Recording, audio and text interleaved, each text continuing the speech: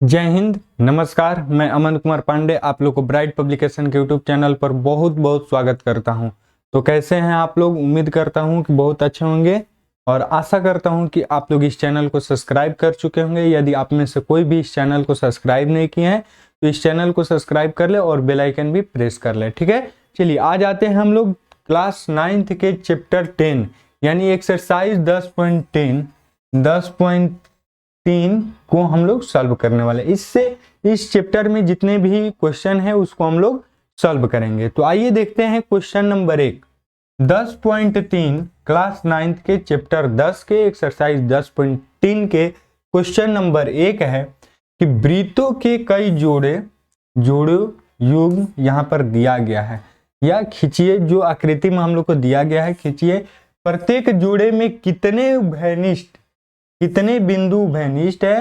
उभयनिष्ठ बिंदुओं की अधिकतम संख्या क्या है? फर्स्ट नंबर बात तो ये क्वेश्चन आप लोगों को समझ में आई कि नहीं? यदि नहीं आई है तो देखिए बात यहाँ पर है कि उभयनिष्ठ क्या होता है। बात यहीं पर समझ में आएगा कि उभयनिष्ठ क्या होता है। उभयनिष्ठ ये चीज है ना कि जो दोनों में होना चाहिए। ठीक है, जो दोनों में हो। ठीक है ना, उभयनिष्ठ दोनों में कॉमन तो आप लोग समझ रहे हैं, मैथ में कॉमन तो समझ रहे होंगे कि दोनों में होना चाहिए। दोनों में भाग लगे तो दोनों चीज में होना चाहिए।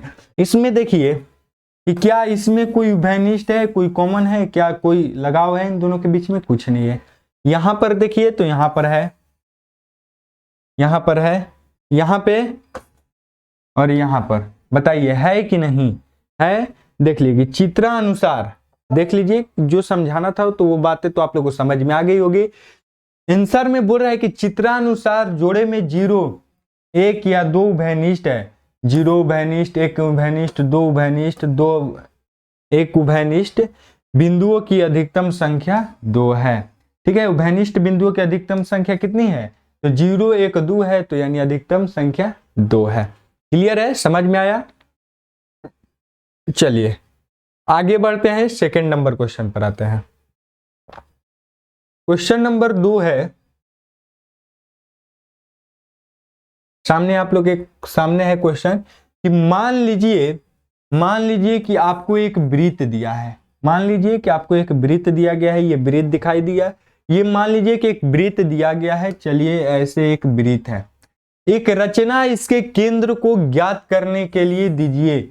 अब इसको केंद्र को ज्ञात करने के लिए, इसका जो वृत्त का केंद्र है इसको ज्ञात करने के लिए हमको क्या करना है? एक रचना बनाना है। तो आइए हम लोग इस रचना को बनाते हैं अपने से। ठीक है, चलिए ध्यान दीजिए। देखिए यहां पर हम एक वृत्त बनाकर आप लोग को समझाते हैं। ये है एक वृत्त, ए बी और सी केंद्र ओ त्रिज्या आर वाले वृत्त पर है।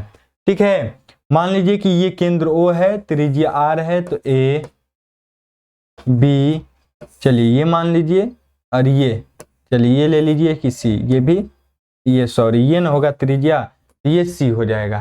ठीक है, और ए सी और बी सी को मिलाकर, चलिए यहाँ पर फिगर बनाया गया है, वहीं पर हम आप लोग को बता देते हैं। ठीक है, चलिए देख लीजिए ए बी सी यहाँ पर दिया गया है और आर त्रिज्या वाले, त्रिज्या आर है। ठीक है ना, त्रिज्या आर है। त्रिज्या किसे कहते हैं? तो वृत्त के केंद्र से वृत्त के किसी भी बिंदु पर, यानी वृत्त के परिधि पर जो केंद्र और वृत्त के परिधि के बीच की दूरी को त्रिज्या कहा जाता है। समझ में आ गया? ये वृत्त की परिधि है तो केंद्र है, और यहां पर मान लीजिए कि इन दोनों के बीच की दूरी क्या हो जाएगा? ये हो जाएगा त्रिज्या। तो त्रिज्या आर वाले वृत्त पर है, AC और BC को मिलाकर इसके लंब समद्विभाजक डालें जो एक दूसरे को बिंदु O पर प्रतिच्छेद करे।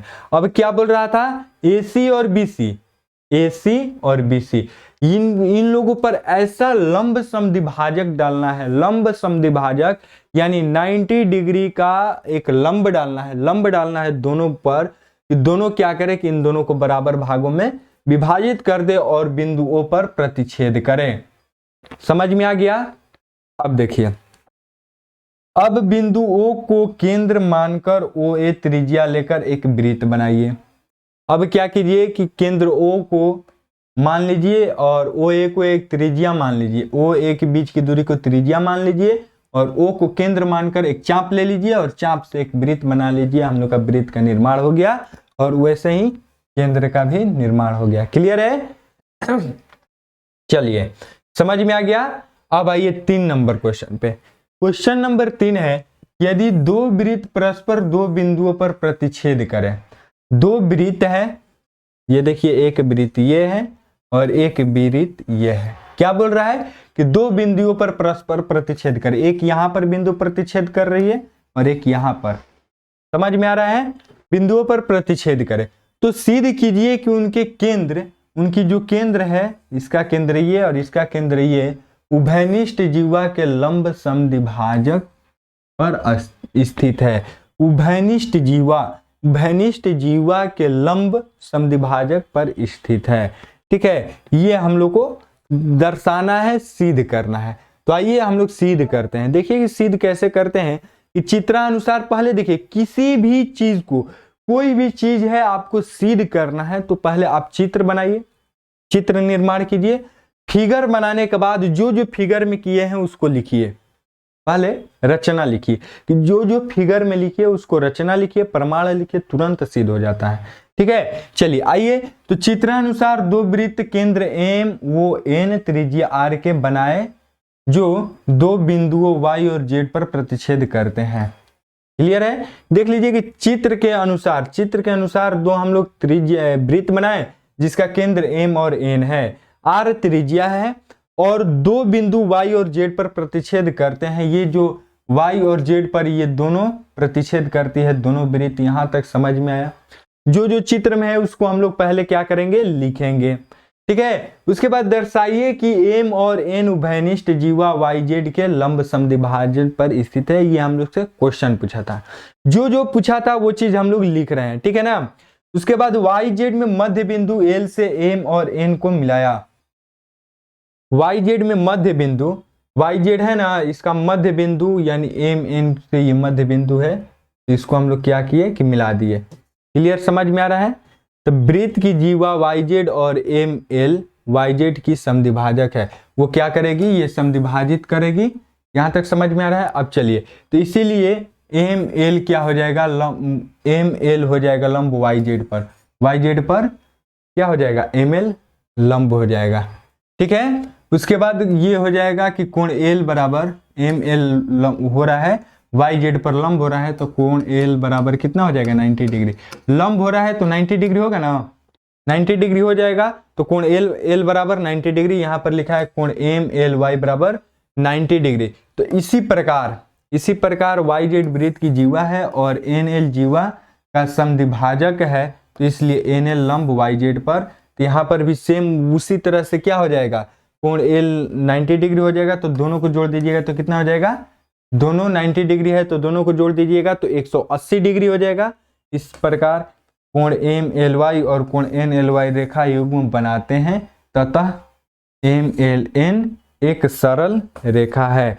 जब वो सरल रेखा हो गया, जब वो 90 डिग्री का कोण बनाते हैं, दोनों युग्म बनाते हैं, तो वो सरल रेखा है। अतः केंद्र M और N उभयनिष्ठ जीवा yz के लंब समद्विभाजक है। जब वो खुद सरल रेखा हो गए, युग्म बना रहे हैं, 90 डिग्री का दोनों हो गए, तो क्या होगा, जब दोनों 90 डिग्री के हो गए तो केंद्र MN उभयनिष्ठ जीवा yz पर लंब समद्विभाजित कर रहे हैं, आधा समद्विभाजित कर रहे हैं, लंब हो रहे हैं क्योंकि दोनों 90 डिग्री पर है। क्लियर है? समझ में आ गया? तो इसी के साथ हम लोग का प्रश्नावली 10.3 से जितने भी क्वेश्चन थे उसको हम लोग कंप्लीट कर लिए। ठीक है, और आशा करता हूं कि आप लोग को ये क्वेश्चन बहुत अच्छे से समझ में आ गया होगा। यदि समझ में आ रहा है तो लाइक कीजिए, शेयर कीजिए, कमेंट करके जरूर बताएं कि पढ़ाई आप लोगों को कैसे लग रही है। और चैनल को सब्सक्राइब करें और ज़्यादा से ज़्यादा शेयर करें, अपने दोस्तों को बताइए इस चैनल के बारे में। ठीक है, तो आज के लिए इतना ही, फिर मिलते हैं नेक्स्ट वीडियो में। जय हिंद, जय भारत।